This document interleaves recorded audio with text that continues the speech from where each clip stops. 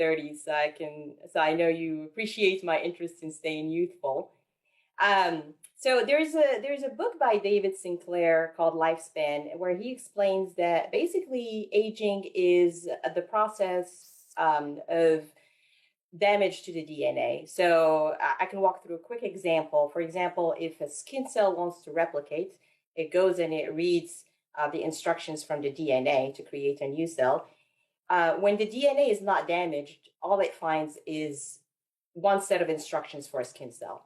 But Yes. when we go through life and the DNA is damaged, the wrapping around some of the instructions get loose. Yes. And so now a skin cell goes to try to replicate into a new cell, and it finds different sets of instructions, for example, Yes. one for liver cell and whatnot.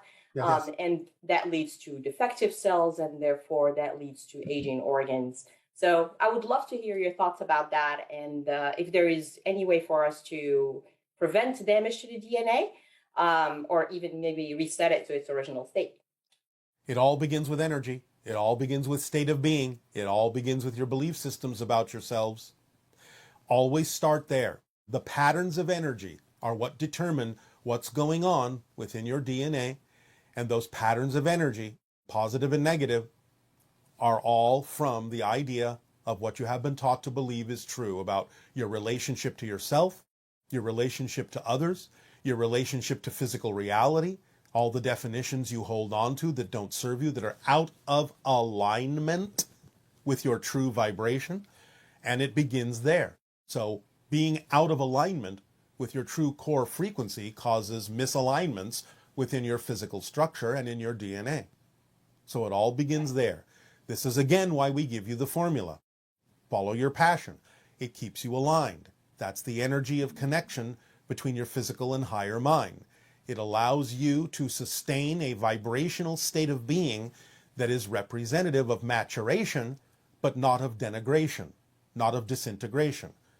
So it all starts with vibrational alignment, energy alignment within the self, and that translates into physical belief systems, definitions that you hold to be true that are not necessarily in alignment with who you really are. Got it. Okay, so it's all about state being, but we need to be concerned about, for example, the collective consciousness and how it affects our DNA? I would suggest that you be aware of it. You don't have to be concerned by it, but the more awareness you have of what you are making agreements to align with will certainly help guide you in what alignments and agreements you can let go of and which ones are actually beneficial for you. Okay, got it. So if we actually kind of, I guess, control might not be the right word, but if we control our state of being, then it kind of overrides whatever collective consciousness is doing to our DNA. Yes, unless you have chosen, and this could be unconsciously, to use the challenge in a particular way for yourself, then generally speaking, yes. As long as you allow yourself, not control, but allow yourself Got it. to align with your true core vibration, then yes, you can maintain a relatively youthful experience. Again, you can mature without the idea of denigrating yourself through the process you refer to as aging. However, again, some of this will still be a leftover residual experience from your connections to the collective consciousness and what you believe is possible or probable for you to experience. Now, this does not erase the idea that some people have chosen to experience the idea of aging and the denigration for their own purposes. So you may not necessarily eliminate all of it if people are using that experience to their benefit on a soul level in some way, shape, or form. So don't necessarily assume that it will all go away right away. But you can maintain a more youthful state and an energetic state by following the formula and staying in the present and being true to yourself and aligning harmoniously with your true core frequency. Got it. Okay, thank you. And so as far as following the formula, I follow my excitement. So I do change a lot. And so I feel like that is part of following my excitement. Sometimes I do wonder whether this constant change is following my excitement versus, maybe avoidance of sun. Yeah. Well, how as does long as you constantly, wonder that, Mm-hmm. and as long as you constantly check in with yourself, as long as you are honest with your self-investigation, because I know that if you really think about it, you can tell the difference between excitement and anxiety, if you're honest. Yep. So as long as you keep checking, then you will navigate yourself properly. Remember that the people that simply proceed to explore the idea of negativity never actually stop and question whether or not they are going in the correct direction for themselves. So the idea is that your willingness to check in and make sure that you are staying on the path that is true for you will usually mean that you will stay on the path that is true for you. But you will face challenges in doing so, and facing those challenges is part of the point of experiencing your path. So that's okay. Okay. As long as you are aware, that it could be from avoidance, then you will constantly investigate yourself and you will remain in the center overall. Got it. Okay. So as long as those challenges, as long as I'm being creative and I'm finding solutions to those challenges and they're not feeling like a struggle, I guess they're there to serve me in some way. You don't have to guess. They are. They are. Yep. Does that help? Yeah, absolutely. I have another question, if it's okay. So I had got it. I had a recurring dream as a child, which is basically I used to go to the grocery store in the neighborhood, and I would come back, find our building is completely gone, start crying. This man dressed in white comes and kind of leads me to a pink temple with a long stairway to the sky and the clouds. Was that kind of is there a meaning to that dream, or is that it's a gentle reminder that physical reality is not your home, but you have a home somewhere else in spirit? I see. So that's more of the pink temple is more the spirit world. Yes. Okay. All right. Thank you very much. Appreciate it. Thank you for all your passion and our pleasure. Good day.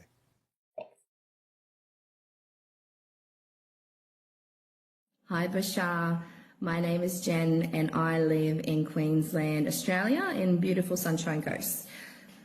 I have just discovered your transmissions around Christmas time, December period, and they have helped me a lot. So thank you very much for everything that you have brought through for us here and now. During one of the shows that I was watching where you were bringing through a transmission, I was at the point where there was question and answers, and one of the ladies answered what I felt was a very intense, energetic question. And all of a sudden, before you were about to answer, my power in my house went completely off, just for no reason. My question around this is, was that a pure coincidence, or was there something else happening? And if there was something else happening, is there any connection to me? And yeah, thank you so much for the opportunity. Bye. Yes, there's no such thing in that sense as a coincidence in the sense of an accident. Everything is synchronistic. So when you felt that the question was intense, you allowed your own energy field to become more intense, and that interfered with the electromagnetic field of the electricity systems in your dwelling. So you raised your frequency to the point where you got a physical synchronistic demonstration of how far you had extended your vibrational frequency, how much you had raised it to the point where it could actually manipulate and interfere with electrical fields in your reality. Hi, Bashar. And to you, good day. It's really nice to speak with you. You as well. I wanted to ask you, how does the process of falling asleep work, and how come we never remember the moment when we fall asleep? Well, some people do, but the process is simply a transition between your focus on the idea of physical reality and your defocusing upon that idea, because you are recharging your physical body by reconnecting more strongly to spirit. So it is a very gentle transition, but it's kind of like having a dial that turns something down incrementally so that you don't necessarily always notice the transition from one state to another, but it's basically a defocusing of your intention on physical reality and now more of a focus on spiritual reality. Because the two are not that far apart, vibrationally speaking, at least at the borderline between the two, it may not always be necessary to notice when you cross, because it requires such a small shift in your vibration to go from physical to non-physical reality focus. And that's usually why people don't notice. Spiritual reality, non-physical reality, is closer vibrationally to physical reality than many of you think. Okay, I think that answers it. I also wanted to ask you if people have really similar eyes or almost like the same looking eyes, does that can that mean that they are from the same oversoul? Well, it can be a signal if that's the signal that was agreed to be able to tell. It doesn't have to be, but it can be used that way. Other things can be used that way too. Spirits may agree that they will have a particular mark or something that will remind them that because that is similar to someone else, that there may be a connection there. Because sometimes you need physical reminders of a connection that you have agreed to have that you may not otherwise remember in physical reality. So yes, it can be. It doesn't have to be, but it can be. So it could theoretically be that one person would notice that connection or that similarity and another person would completely miss it? Yes. Okay. Another thing I really wanted to ask you is that you shared locations of some of the portals and the vortices that are in the United States area. Yes. And I was wondering if you could share maybe some portals that are in Europe or Eastern Europe particularly. Well, we have, to some degree, done some of that already, but there are several. Prague is a very strong portal in a lot of ways, a master portal in that area. So you might want to explore that.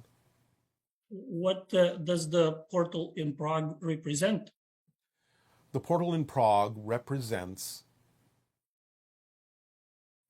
an ability to connect to energies of the past, but in a way that can be adapted to moving into the future in a way that still creates a connection with community. Okay. That's very interesting. Yes, all right. And one last question. It's kind of a personal, I guess. I have sometimes trouble feeling empathy towards some people, and I'm worried that may be a problem. And is there something that I can do to be more empathic?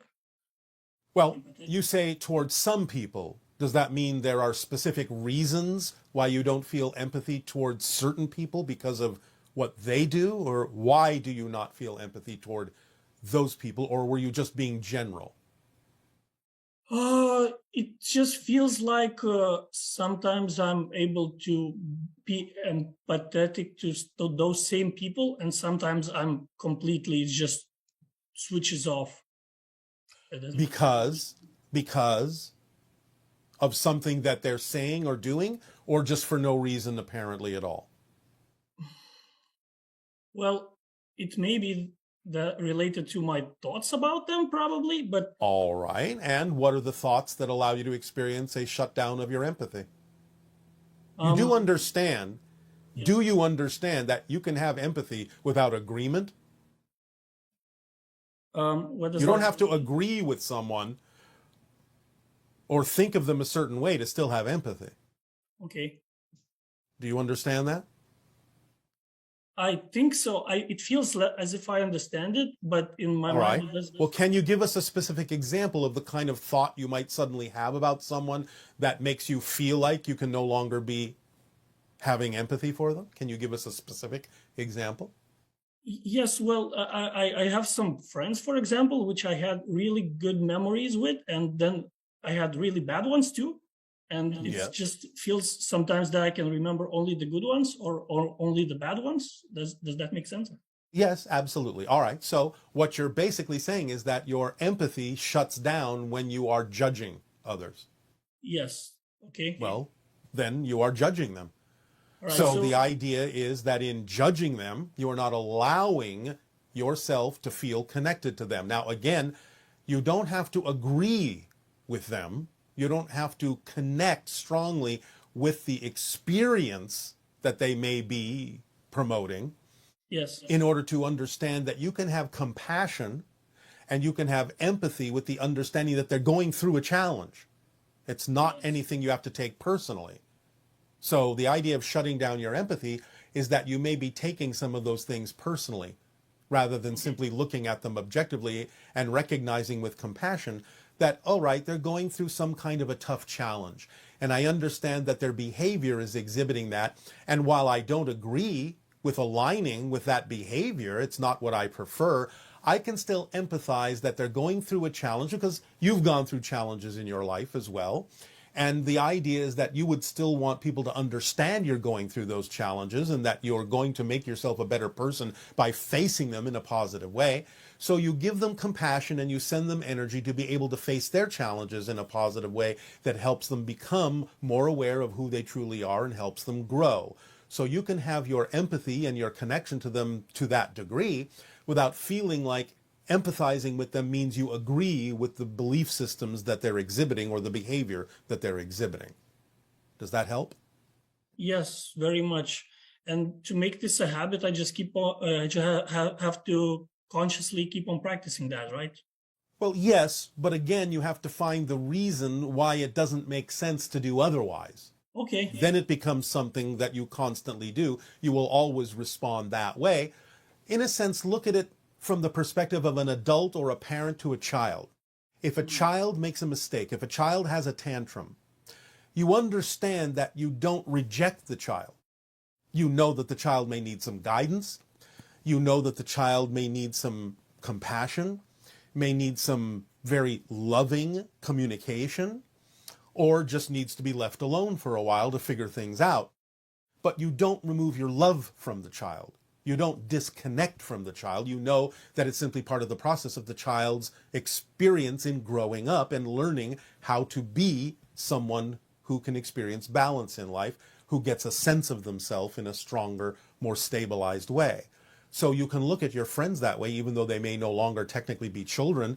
Anyone going into a fear-based reality and a fear-based behavior, in a sense, is still learning to grow. So you can perhaps relate to them as you would to a young child who's still learning their way. Okay. I will. I want to say try, but I will make that my reality. That's up to you. All I'm simply saying is find out what the reasons are why you wouldn't do that and realize that in coming up with a reason why you wouldn't allow yourself to still have compassion and empathy for what they're going through, then that's your challenge. And you're exhibiting the same thing that they're going through by holding on to something that kills your empathy and compassion. Okay. Thank you. They're reflecting that to you. All right. I will do that. All right, up to you. Thank you. I think that is it. All right. Thank you very much. Good day. Good day. Thank you.